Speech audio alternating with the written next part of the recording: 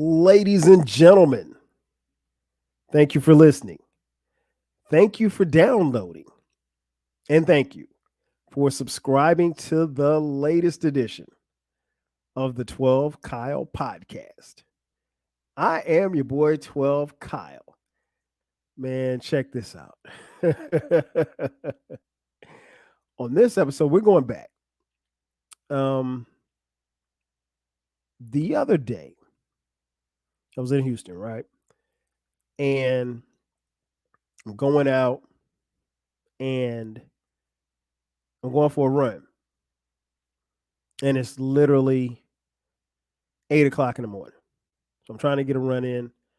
And when I step outside, the heat literally smacked me in the face. And I mean, like, it was so hot. It really isn't supposed to be that hot that early in the morning, 8 o'clock in the morning. I mean, normally most places it starts getting hot around 10, 11 o'clock or whatever the case may be. But this particular day, it was scorching. And that heat, I want to say it was like 92 degrees at 8 a.m. Nonetheless, it made me think back to the days of training camp. The days of training camp for me, what I mean by that is, as many of you know, maybe you don't know, I played college football at the illustrious South Carolina State University. As you can see, if you're watching on YouTube, thank you for watching. There's a helmet right here. It's my helmet. But yeah, it made me think about training camp. And you see the cover art and the title, So Hard to Be a Bulldog. And I came to that because, like, that was literally the saying. There was a song that we used to sing called So Hard to Be a Bulldog. Just to give you some information, that is the school mascot, the Bulldog. And it truly was hard to be a Bulldog, particularly when you're coming to camp. Because training camp isn't something it's not something that's glamorous. It's not something that's spectacular. There are some positives and some negatives, but I want to kind of take you on a trip down memory lane. As I talk about the training camp days for me. Now, if you follow the podcast, you know that I did an episode probably a couple of years ago called 6 Minutes. And on that, I talked about that 6 minute run that you had to make when you got back to training camp, when you got back to school and training camp in the fall. It's in the endurance test. We used to call it the mile because you had to run a mile and you had to run the mile in 6 minutes flat. And if you didn't make your time, you had to run it again. And you had to run it again and again and again until you made your time. Well, not everybody had to make it 6 minutes. In my position, because we ran by positions, my position, wide receiver, we had to make our time at 6 minutes. But I talked about that, so I won't go into detail about that. But I wanted to kind of take you on a trip down memory lane as far as training camp and why it was so hard to be a Bulldog.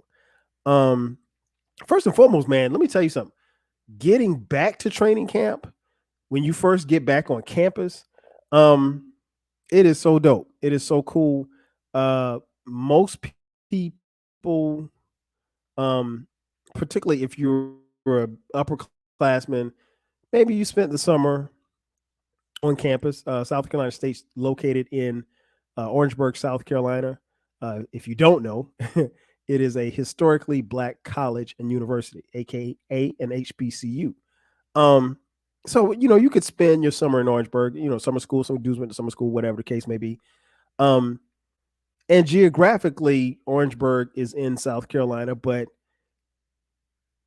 when it comes to temperature wise, in the summertime, it literally feels like you're about 10 miles from the equator because there's literally no place hotter on the face of the earth than Orangeburg, South Carolina in June, July, and August. I will stand on that. Not even Death Valley out west.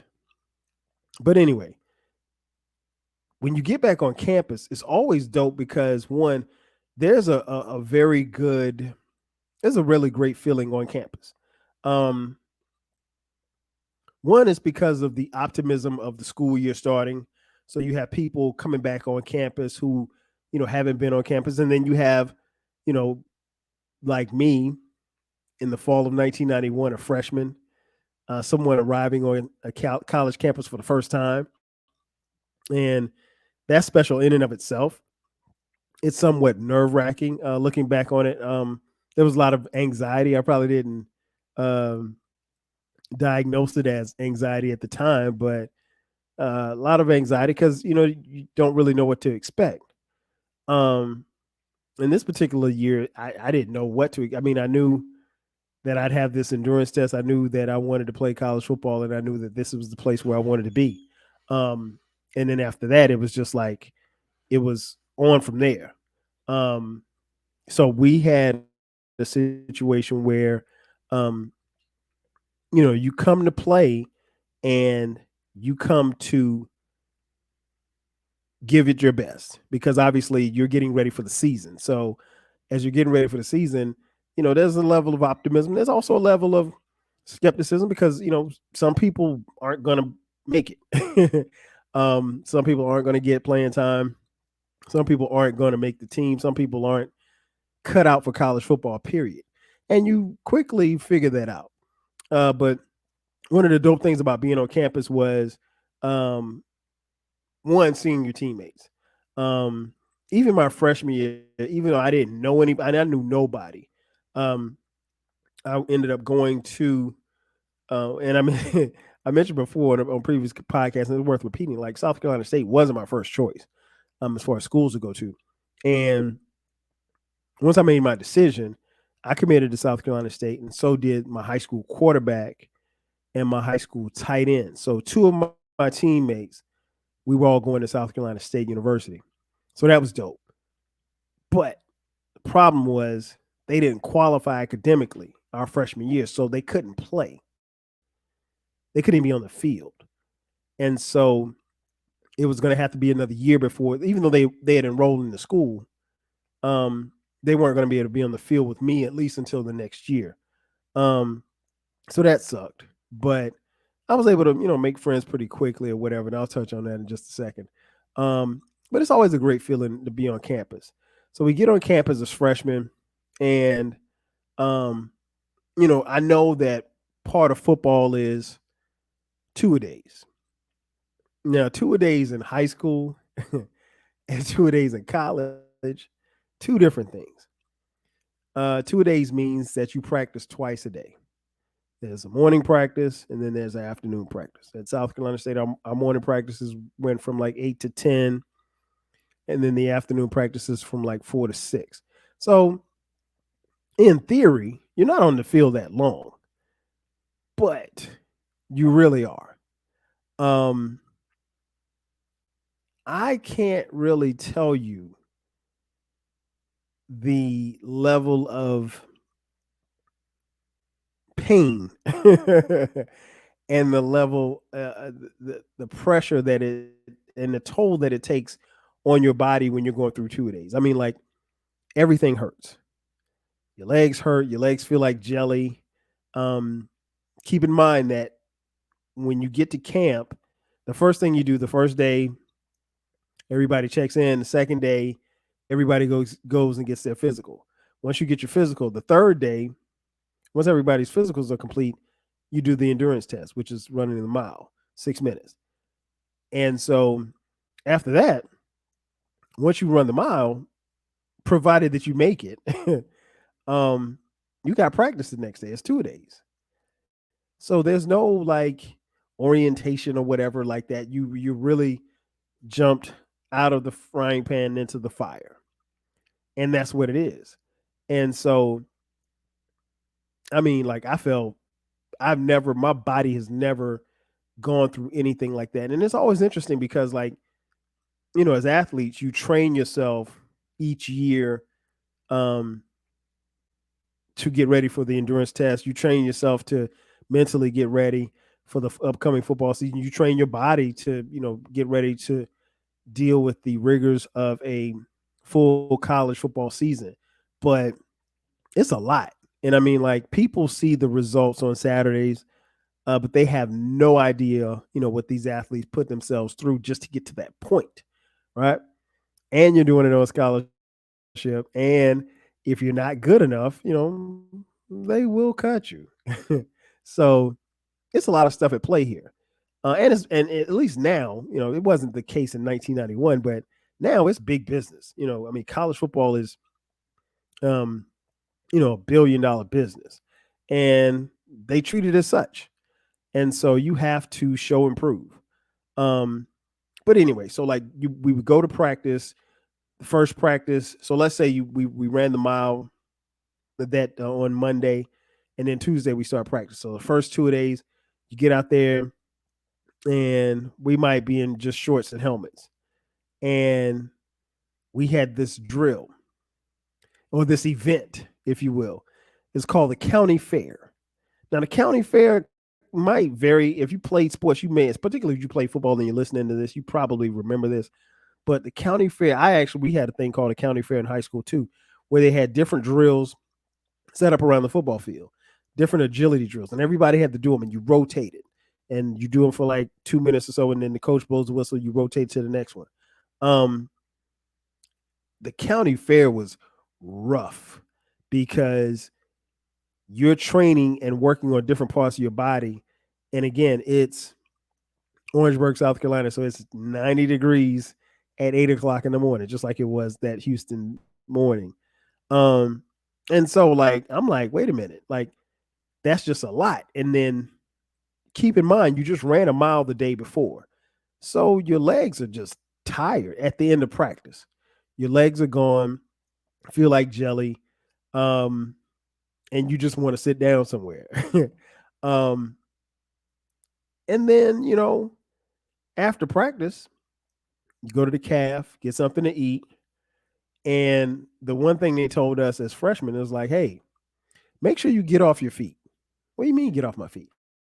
Sit down. Don't be standing up. Save your energy. Now, we had one or two guys that would always be, playing around and stuff like that. But for the most part, in between practice and in between the first practice and the second practice, what they really wanted to do is come back to the dorm after you ate lunch, come back to the dorm, get off your feet, maybe take a nap, um, rest your body because you had to get ready for that afternoon practice. And so, second practice comes, and you're running plays, and you're running and running and running, and it's a lot.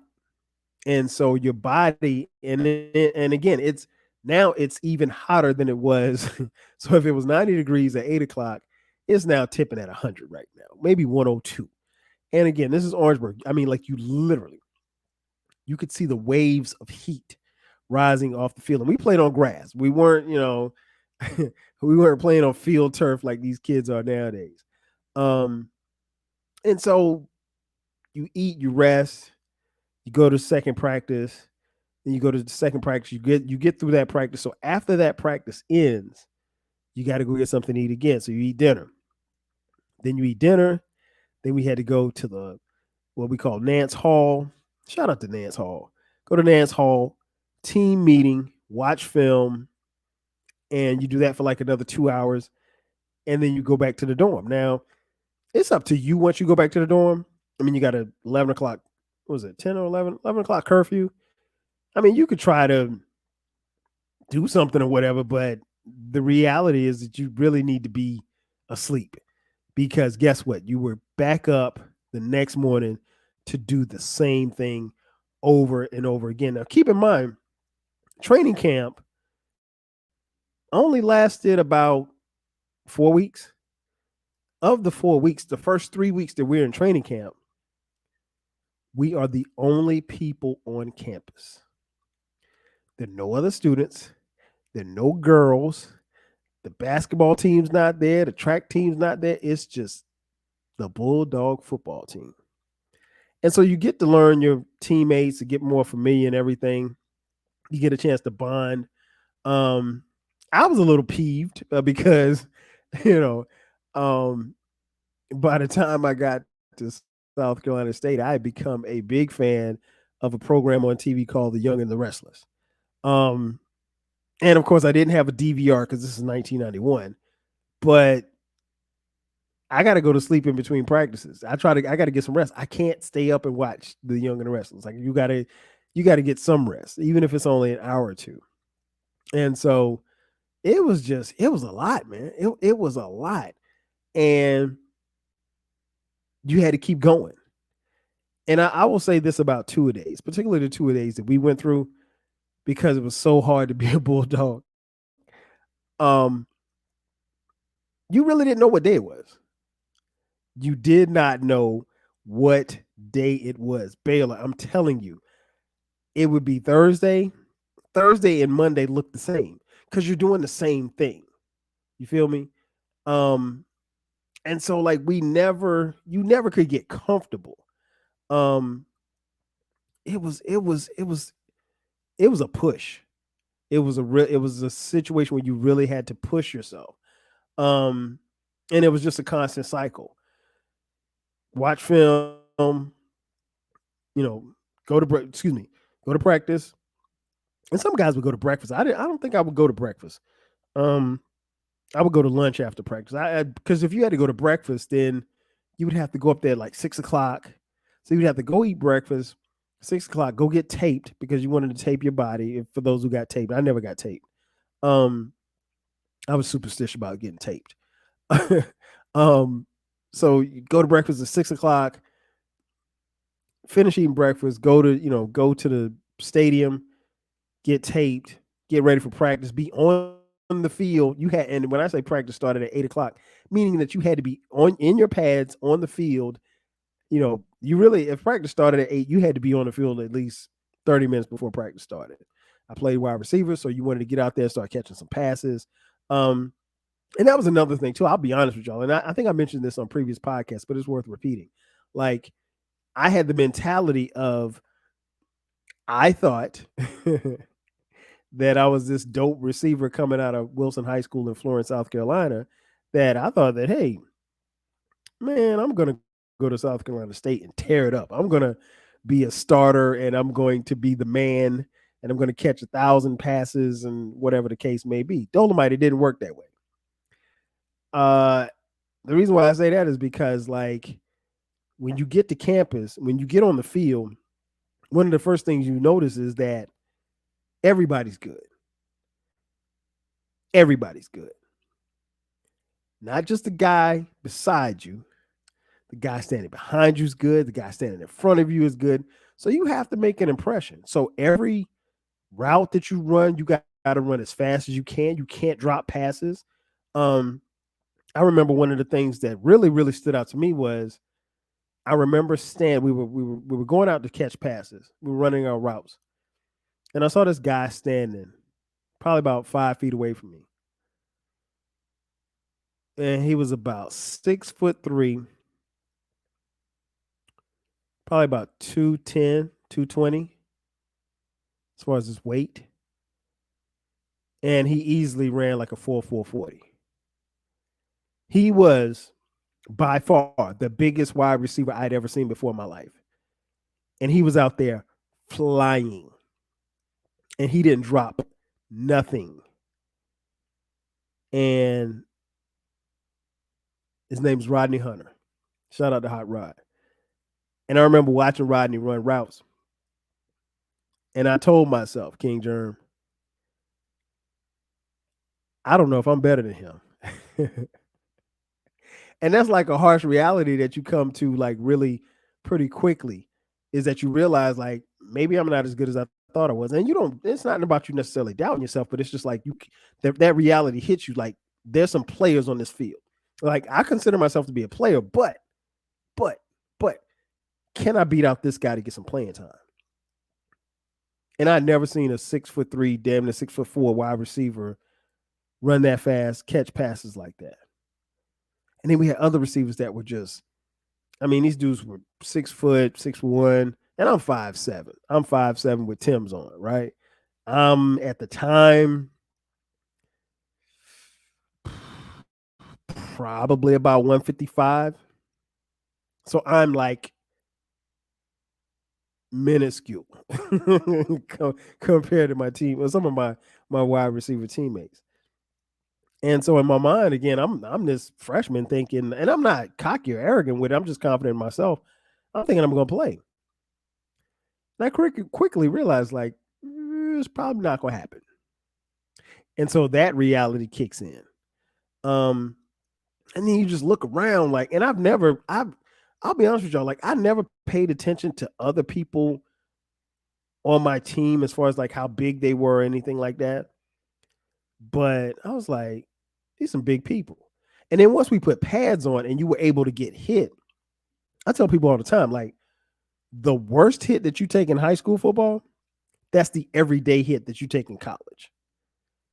So your body has to be strong enough to withstand it, particularly somebody like me who wasn't that big, relatively speaking. And I was cut up. I was shredded back then.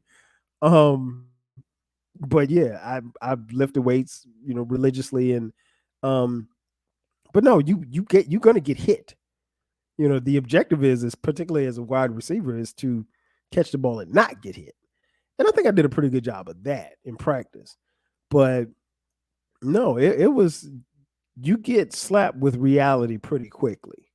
You realize like, hey, there's some competition on this field, and you also realize like, hey, if I want to play here, I'm gonna have to get better.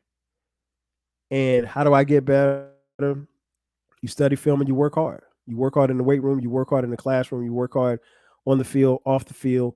You put in the time before and after practice. It's a myriad of things. And, you got to be receptive to that. And you got to be receptive to what it is that you're doing. More importantly, what it is you're not doing. But training camp was tough. And again, we're doing all of this with nobody on campus. And keep in mind, there's no phone that I could, play with and get on Twitter. I did by that time I didn't bring my video games to camp, so because I didn't think I'd have time to play. So I don't have my video games. I don't have my phone.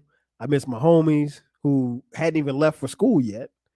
Um, I miss my family, obviously, and my cousin Eric, who is like my right hand man. He's coming to South Carolina State too, but he doesn't arrive for a couple of more weeks. So and he was on the band.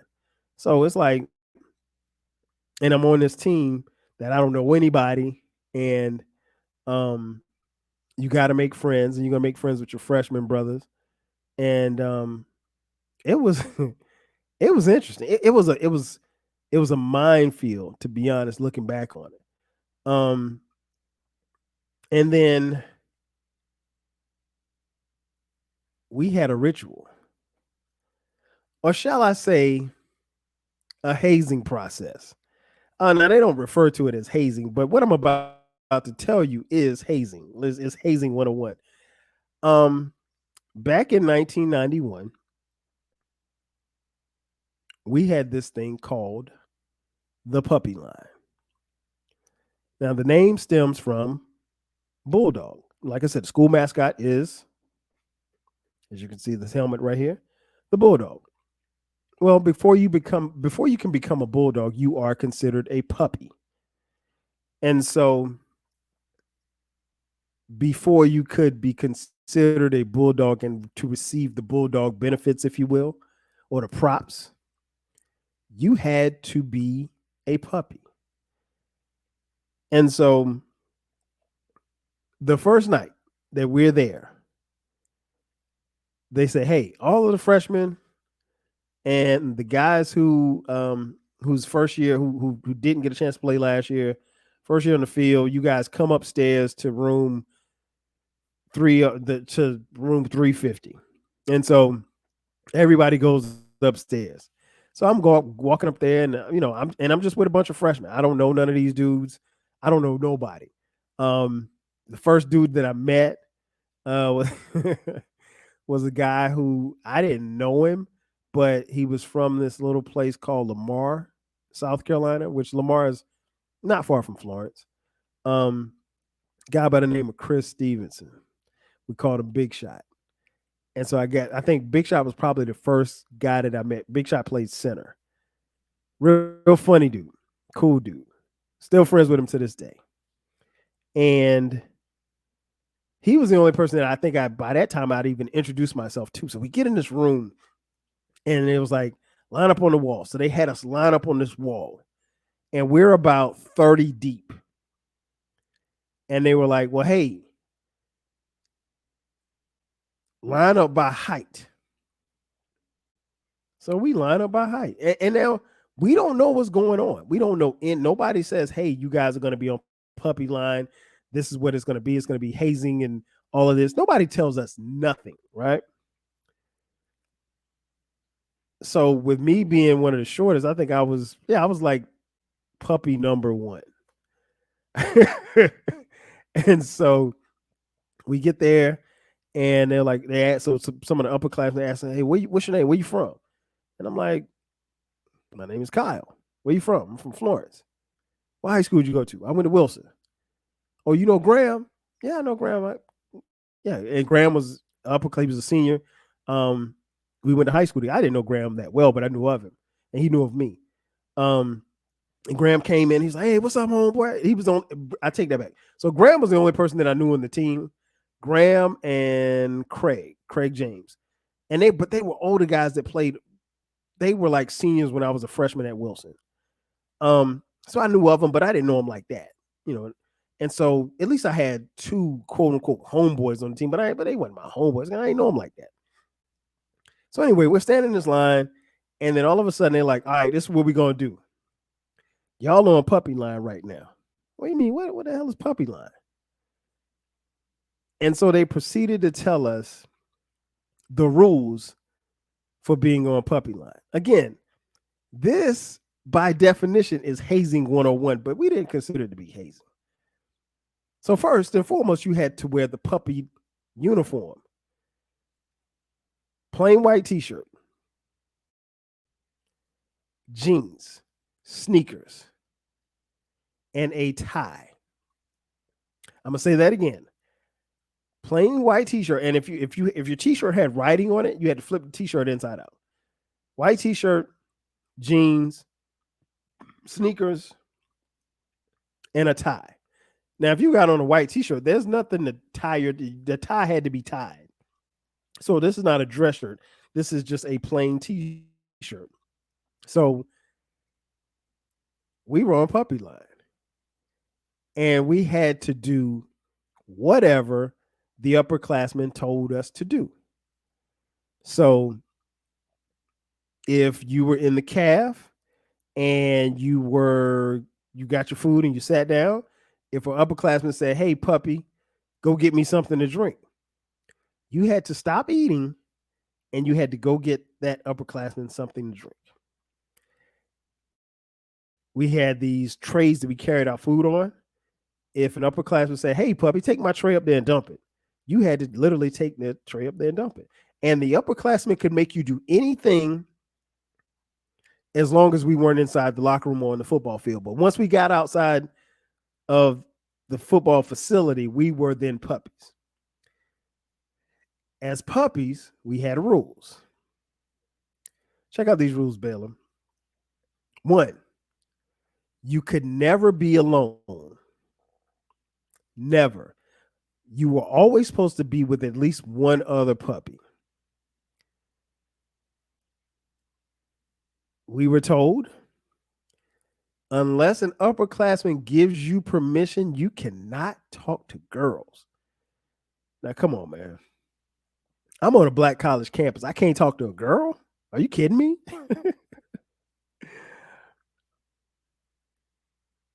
As puppies, you march in a line together. When we're going to Nance Hall, you're marching in a line together. Nance Hall was at the front of the campus. You're marching in a line together.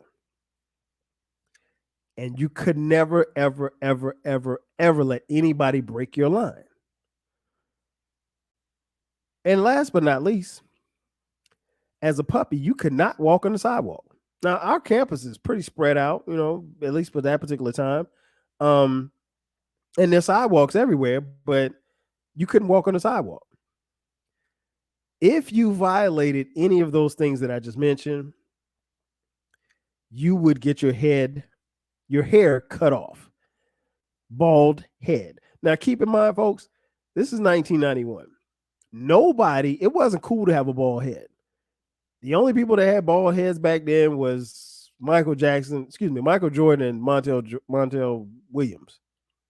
And I don't even know if Montel was out then. So it might have just been Michael Jordan. He was the only person that had a bald head that looked cool. So you didn't want to get your hair cut bald. And then a brother like me, I had a high top fade. And I can't tell y'all how long it took me to grow said high top fade.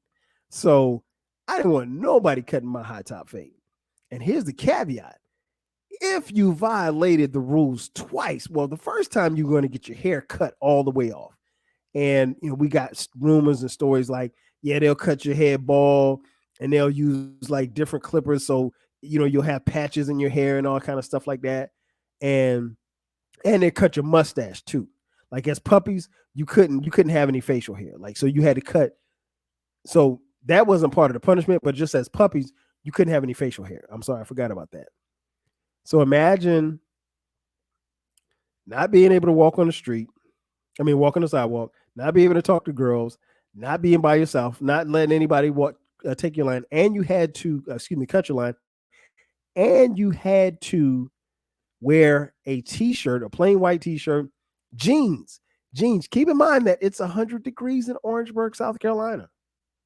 And you got to wear jeans. You got to wear jeans. You can't wear shorts at all. So every day you got to dress like this for 3 weeks. You ain't got that many white tees. And you know what? If you had a white t-shirt, you better wash it. If you got 3 white t-shirts, you better wash them and flip them inside out. And so this was going to be the routine for the next 3 weeks. And you're on puppy line until the week of the first game, which I think is like the 4th week. So for 3 weeks, you had to do this on top of learning your playbook and trying to become the best player that you could be. So hard to be a Bulldog. And they made us sing that song. And we sang it over and over and over again. And the song, it's pretty simple. It says, so hard to be a Bulldog, so hard to be at SC State. And that's true. It was hard to be a Bulldog. I mean, like, here's the thing. Our colors are garnet and blue. Everybody can't wear garnet and blue. Everybody can't be a Bulldog. Everybody can't run on that field on Oliver C. Dawson Stadium. Everybody can't do that. You're a part of the selective few. So we're going to choose you if you can survive 2-a-days and you can survive puppy line. And so all of this stuff is playing in as a freshman. And in 1991, a young 12 Kyle, a guy who stepped on South Carolina State's campus thinking that he knew everything, was quickly learning that he did not know as much as he thought he did. And he also learned that life probably ain't as sweet as I thought it was. And this ain't going as easy as I thought it was. Because again, I'm somebody who's pretty confident. I'm thinking, oh yeah, I step on campus, I'm going to be a starter day one. I mean, I was so far on the depth. I was so far down on the depth charts. This wasn't even fun. I don't even know where I was on the depth charts. But I mean, like, I knew, okay, they was like, okay, you're going to redshirt, meaning that you're going to be able to practice, but you're not going to play your freshman year. And a lot of freshmen get redshirted because, one, it gives them an opportunity to graduate on time or graduate within, 5 years. But you're just not ready for the college game. And I mean, in my size, I wasn't. There was no way I was going to be ready. Looking back on it now. But then I'm this puppy. And so puppy line's going on. And that first night they had us in the dorm, we literally almost get into a fist fight, because one of the upperclassmen pushed one of the freshmen and he pushed back. And so the next thing I know, somebody threw a blow. And as freshmen, we're in there scrapping it out. And I mean, like, it happened so fast. Like, I was just, and I'm not even going to sit here and tell you I was throwing blows, but I grabbed somebody. I grabbed one of the upperclassmen, and somebody threw a punch and he hit the guy. And I just remember, and then he broke it up or whatever like that. But it happened so fast. And I just remember, like, We bonded so quickly. Like we literally on the first night were ready to fight, fighting for each other. And looking back on it, yeah, it was hazing, but it also taught us how to bond. One, never be caught alone. That means you got to stick together. Never let anybody break your line, meaning that you got to stick together. You got to be as strong as the man in front of you and the man behind you. Um, the whole sidewalk thing was like that was a mind trip, I think. But what's interesting was I got, and there's something I didn't even realize until like my senior year in college. I got so used to not walking on the sidewalk that I would just walk on the street. Like if you go on our campus, the sidewalks are big, and kids are walking back and forth to class. But I spent a lot of time not walking on the sidewalk just because I got used to doing it when we were on puppy line. But yeah, got into a fight, and so one day, one day I'm going to I went to lunch, and I was late leaving the dorm. I think I almost overslept or whatever like that. We had afternoon practice. And so I didn't think nothing. I'm going to grab my book bag and I'm walking down to the stadium. And not only am I walking down to the stadium by myself, but I'm walking on the sidewalk. Next thing I know, a car pulls up. Oh, and that was another thing too. As puppies, you couldn't get in the car with nobody.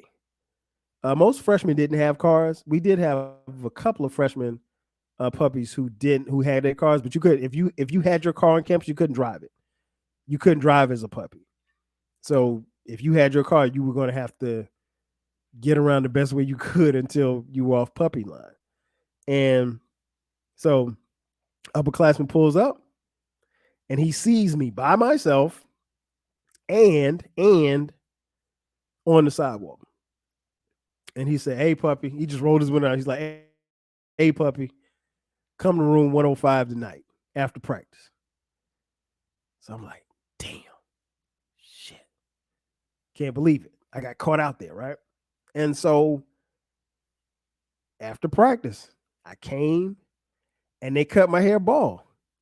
And I mean, I'm somebody who, like, it took me forever to get that high top fade.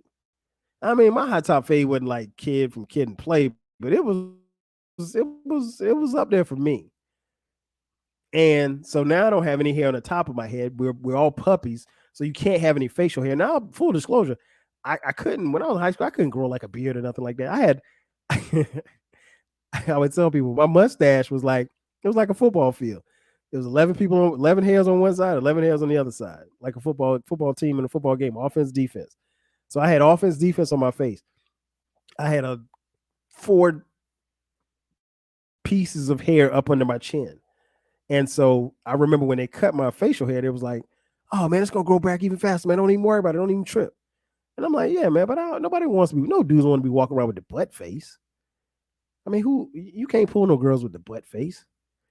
So anyway, so now this makes it even better because now not only do I not have any facial hair, but my hair on the top of my head, my high top fade is now gone, and I don't know if this is really where I want to be because now I'm starting to have doubts. This ain't what I thought it was going to be. I don't know. I don't know if I fit in here. Now I'm having all of these thoughts, and I never shared that with like my folks. But yeah, I was seriously contemplating like I don't know if this is gonna happen, and you can't really quit because like I've never quitted anything. You're not gonna win at everything. I've taken L's. We all take L's, but me quit? No, I ain't never quit. And this is the game that I love. And I've said it before on previous podcasts. It's worth repeating. I mean, like, football is my first love. I mean, long before girls came along, long before hip hop came along, it was football. So I couldn't see myself like walking away, but like this wasn't in my mind, this ain't what I signed up for. You got me down here in this hot ass place. I don't know nobody. My quarterback's not here. My tight end's not here. My cousin's not here. My other classmates from Wilson who decided to come to South Carolina State, And keep in mind now, South Carolina State was only 90 miles from where I grew up in Florence, South Carolina. So I'm contemplating, like, I don't know, maybe this just ain't me. And so um I remember one day after practice, because here's the thing, like I said, freshmen couldn't drive. You could not be in a car, but you could be in a car of upperclassmen. So I remember I think I was just standing around downstairs and in the dorm, and one of my teammates came in the lobby, and I don't know why. And I mean, I don't even, to be honest, up until that point, I don't even know if he had even said anything to me up to that point. And he walks in the lobby and he says, "Hey, young, you trying to get something to eat?" Uh, yeah, yeah. Come on, let's go. And that teammate was a guy by the name of Orlando Brown. Um, Orlando Brown, we called him Zeus. Uh, Zeus is from DC. Zeus was the biggest human that I'd ever seen before in my life. Zeus is probably about 6'9", about 320 pounds. And I mean, like, he wasn't fat. He wasn't, he was just a big, I mean, like, the biggest human you'd ever want to see. And I don't know what made Zeus pick me out. I didn't, like I said, I hadn't said anything to him. He just said, "Hey, come on, let's go get something to eat." And so we get in his truck, the white truck. We get in Zeus's truck and we go to Burger King. And again, now Zeus this big 6'9" big dude, and I'm this little 5'7" wide receiver. DC, Florence, South Carolina. So we riding in his truck to Burger King. Burger King ain't that far. And he's playing his go-go music, and it's loud as hell. And he's just bobbing his head. We're not even talking. He's just bobbing his head. And we get to Burger King, we get out, we walk in, we about to walk in. He opens the door for me. I walk in and he walks in behind me. So you got this little bitty dude and this huge behemoth guy. And we order our food or whatever like that. And once we order our food, we get back in the truck. He turns the music down. He says, "Hey man, where you from?" And I was like, "I'm from Florence, South Carolina." He said, "Hey man, you gonna be all right. You gonna be all right." He said, "Man, I've been watching, man. You got a lot of heart. You gonna be all right." He said, "Man, don't give up. Keep doing your shit." And I was like, "You think so?" He's like, "Yeah, I'm telling you." He said, "Now there's a whole bunch of dudes out there." He said, "Them motherfuckers ain't gonna make it, but you gonna make it." And he is crazy DC accent. I'm messing it up, but I he don't know this. I was contemplating that same day. I was about to call home and be like, "Yo, y'all come and get me. This ain't it. This ain't happening. This is not going to be what it's going to be for me." I was seriously contemplating, like, giving up football, because I didn't see the vision. I didn't see where I was going to fit. I didn't think that South Carolina State was going to be the fit for me. And I don't know how or why he did it, but I'm glad he did, because he saw something. I don't know what he saw. He saw me practice, but I didn't think I looked any. It wasn't like I was out there like Randy Moss on people. But Big Zeus, man. Zeus, for that gesture alone, he was one of my favorite teammates. I'm not gonna sit here and tell you, that he was my closest teammate. Um, but we got to be real cool. And we would battle, yeah, as the years would go on, we would battle on video games. Um, and Zeus went on to the NFL. Um, he played quite a few years in the NFL. And I mean, many people, many of you, if you're a football fan, you remember him. He was the one who had gotten hit in the eye with a flag, and he ended up being out of football for I think a year and a half or so. Ended up suing the NFL, got his money. Um, then he came back and played some more years. Very dominant. Had a great NFL career. Um, Unfortunately, Zeus passed away. Um, a few years ago. Um, and I never got a chance to tell him.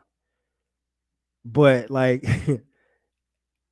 anytime when he played with Baltimore or when he played with Cleveland, anytime he was on TV, I'd be like, man, that's Zeus. That's my man right there. And so I would always tell people that and tell people that story. And just have, I mean, like if you know Zeus, it was just he was funny.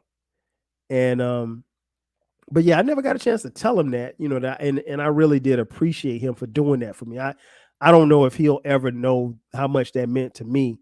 Um Zeus's son, Orlando Jr., went on to follow in his father's footsteps, and he's currently playing in the NFL.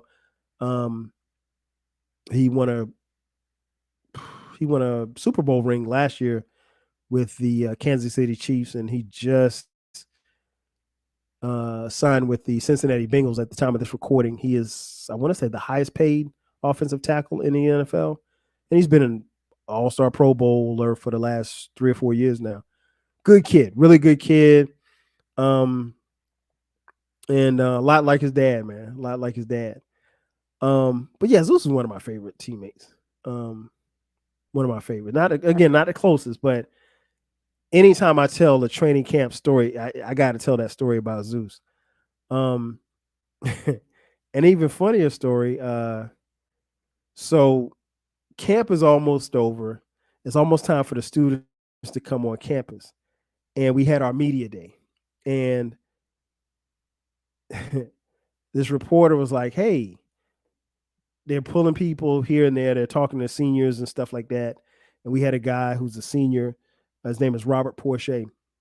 Porsche was All American coming into the senior year, and he actually became the highest draft pick from South Carolina State University. He was drafted number 26 by the Detroit Lions in the first round that year. Um, but anyway, so it's Porsche's senior year, and this guy grabs me and said, "Hey, would you mind taking a picture with Robert? We want to kind of compare and contrast your heights." Porsche is like a guy like 6'4", like 275, something like that. You know, great athlete or whatever. And so they wanted to have this big, this really big guy and this really little guy. And we're standing there, and we're standing on like the 50-yard line, and we're standing where we have our hands on our hips, and he's towering over me.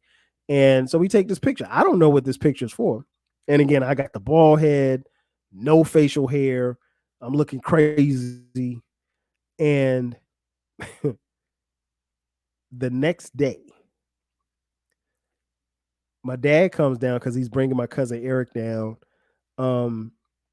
And my dad comes down, and I'm talking to my dad, and I'm happy to see Eric, and they're moving the stuff in the dorm. He was like, "Hey, did you see yourself in the paper?" "Er? What paper?" He was like, he's like, "It's a picture of you and some guy in the newspaper." And I'm like, "Well, what paper? What guy?" He was like, you and some big guy." And I was like, "Oh, me and Porsche?" And he's like, "Yeah." I was like, so now when he said paper, I'm thinking it's back in the hometown paper. And I'm like, "Oh man, no, man, I can't be in the hometown paper with no haircut, no facial hair." And he was like, "No," he's like, "No, it wasn't in the Florence Morning News. It was in the state paper." Now, if you're not familiar with the state paper, if you're from South Carolina, not from South Carolina, the state paper was what is called the state. And it's the state newspaper, and it covers all of the state. And it is the one newspaper that is distributed throughout the state of South Carolina daily. And so not even making that, I made the state paper. I was like, oh my gosh, man, I hope the honeys don't see me. And I wasn't dating anybody at the time, but that was just like, um, that was just my thing. I was just like, nah, this can't happen. But anyway, so it camp, you survived camp. Um, I got to be really, really tight with, you know, my fellow puppies. Um, probably even to this day, one of my closest friends, my man Russell Thomas. I always laugh because like my first memories of Russell was that night, that first night Russ was fighting and he had on like three of the tightest gold chains you ever want to see in your life. But the thing that stood out to me was like he was a little dude, but he wasn't scared to get in there and scrap it out. And he was one of the leaders. He was one of the ones that led us from like day one. And it ain't too many people that you can run into. You can say, okay, that's a born leader right there. That was Russ, born leader, hands down. Um, and so fast forward, camp is coming to an end. Girls on campus, and everything changed once the girls got on campus. I mean, like you were just happy to see black faces. You were happy to stop looking at these same rusty looking dudes that you've been looking at for the last 3 weeks, 3.5 weeks. And it changed everything, changed perspective. You know, once the girls came on campus, we knew we had a couple of days before classes started. But it was just good getting that interaction. Um One of the things that they do when you're on puppy line is to how can I put this? In the midst of the hazing, they will embarrass you. So I remember one day we were chilling and it was the puppies, we were just kind of chilling in the dorm. And the upperclassmen, they got us all in the line. And my man Calvin Colson, shout out to Colson. Colson comes up. He said, "Hey, can any of these puppies, can any of y'all sing? Can anybody sing?" So my man Big Shot that I mentioned earlier, he raised his hand.